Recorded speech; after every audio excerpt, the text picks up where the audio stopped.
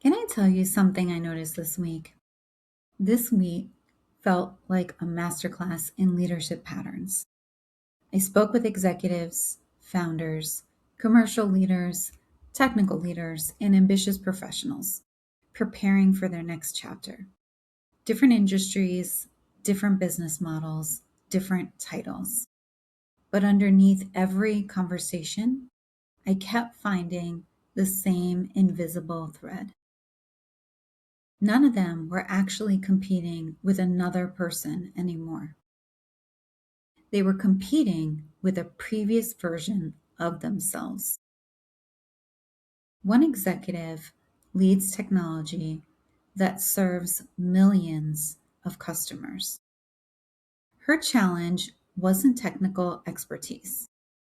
It was learning to stop being the smartest person in every room and start creating rooms where other people became smarter. Another commercial leader wanted to double enterprise revenue.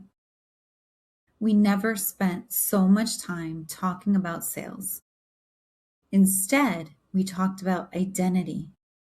He had become so good at carrying the business that the business couldn't grow beyond him.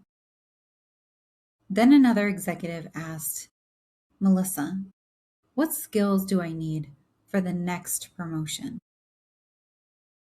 I smiled because I hear that quite often during any of the conversations that I have on my recent coaching calls. But the better question is, who do you need to become? Let's talk about the Leadership Laboratory and why I called it specifically that. Individual conversations are interesting. Patterns are transformational.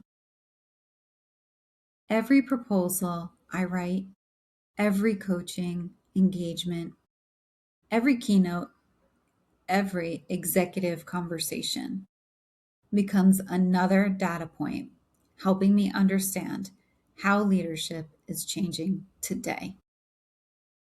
Lately, I've noticed something fascinating and piquing my curiosity at scale right now. The external problems are getting more complicated. AI, economic pressure, reorgs, transformation. But the internal obstacles haven't changed much at all. Fear, identity, comfort, control. Those four things show up everywhere. Let's talk about identity. For years, my reputation was built on solving problems. If something broke, I'd fix it. If there was ambiguity, I'd create clarity. If a presentation needed to happen, I'd raise my hand and volunteer. I believe leadership meant caring more. Then I became an executive coach. Suddenly, nobody was paying me for all the answers. They were paying me for better questions. And that completely changed my view of leadership. High performers accidentally become prisoners of their own reputation. Everyone knows them as dependable, reliable, the expert, the fixer. And eventually, excellence becomes expensive because excellence starts limiting evolution. I've been talking recently about this self-imposed glass ceiling. Nobody installs it for us. We build it ourselves. Every time we say, I'll just do it. It's faster if I handle it. Nobody can do it like I can. We're laying another brick. And one day we wake up wondering why we're stuck. The ceiling isn't above us. We're standing on top of the ladder we refused to climb beyond. Let's talk about opportunity. Your next promotion starts long before the position exists. Executives don't wait until the opportunity arrives. They build visibility before they need visibility.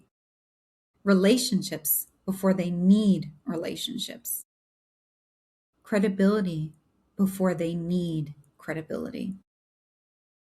And that's the opportunity flywheel. Position yourself, increase visibility, build relationships, execute consistently, generate results, refine, and then repeat. Momentum compounds. Everything eventually comes back to my 3 C's. Curiosity asks better questions. Clarity identifies what actually matters. Conviction acts before certainty appears. Most leaders reverse the order. They wait to feel confident. Confidence almost always arrives after action, not before it. Here's my challenge to you this week. Ask someone you trust. What version of me am I still protecting? Don't defend it, just listen. If there's one observation I'd leave you with this week, it's this. The version of you that got you here deserves gratitude. It doesn't deserve permanent control over where you're going next. Thank that version. Honor that version. And then outgrow that version. Because leadership isn't protecting yesterday's identity. Leadership is creating tomorrow's opportunity. Until next time, keep observing the patterns, create more opportunity, and keep holding the room.